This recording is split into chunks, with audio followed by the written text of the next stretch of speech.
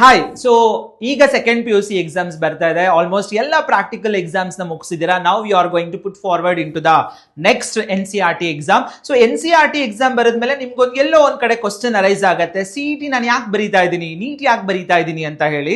So CET ಬರೆದ್ಮೇಲೆ ನಾನು ಯಾವ್ಯಾವ course ನ ತಗೋಬೇಕು, ಯಾವ್ದು ಟಾಪ್ ಕಾಲೇಜಸ್, ಬಿಕಾಸ್ ನೀವ್ ಇದ್ರ ಬಗ್ಗೆ ಎಲ್ಲ ಕಂಪ್ಲೀಟ್ ಆಗಿ ಯೋಚನೆ ಮಾಡಿರೋದಿಲ್ಲ. ಯಾಕಂದ್ರೆ ನಿಮ್ ತಲೆಯಲ್ಲಿ ಫಸ್ಟ್ ಆಫ್ ಆಲ್ ನಾನು CET ನೀಟ್ ನ ಯಾಕೆ ಬರೀತಾ ಇದ್ದೀನಿ ಅನ್ನೋ ಒಂದು ಕಾನ್ಸೆಪ್ಟ್ ಗಿಂತ, ಸೊ ನಿಮ್ಮ ಕಾನ್ಸೆಪ್ಟ್ ಹೆಂಗಿರುತ್ತೆ ಅಂದ್ರೆ ಪೇರೆಂಟ್ಸ್ ಗಳು ಒತ್ತಾಯಕ್ಕೋ ಅಥವಾ ಇನ್ನೇನೋ ಸುಮ್ಮನೆ ಬರೀಬೇಕು ಅನ್ನೋ ತರ ಮೈಂಡ್ ಸೆಟ್ ಇರುತ್ತೆ.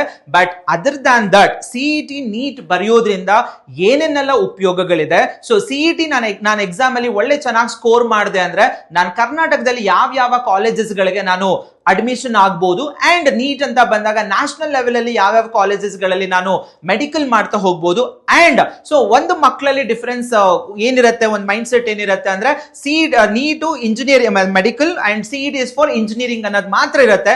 ಆದ್ರೆ CET as well as NEET ಅಂತ ಬಂದಾಗ other than that only engineering and medical ಬಿಟ್ಟು ಬೇರೆ ಯಾವ್ಯಾವೆಲ್ಲ ಕೋರ್ಸ್ ಗಳಿಗೆ ಹೋಗುವಂತ ದಾರಿಗಳು ಇದೆ ಅನ್ನೋದನ್ನ ನಾವು ನಿಮ್ಗೆ ತಿಳಿಸ್ತಾ ಹೋಗ್ತೀವಿ. Just watch the videos.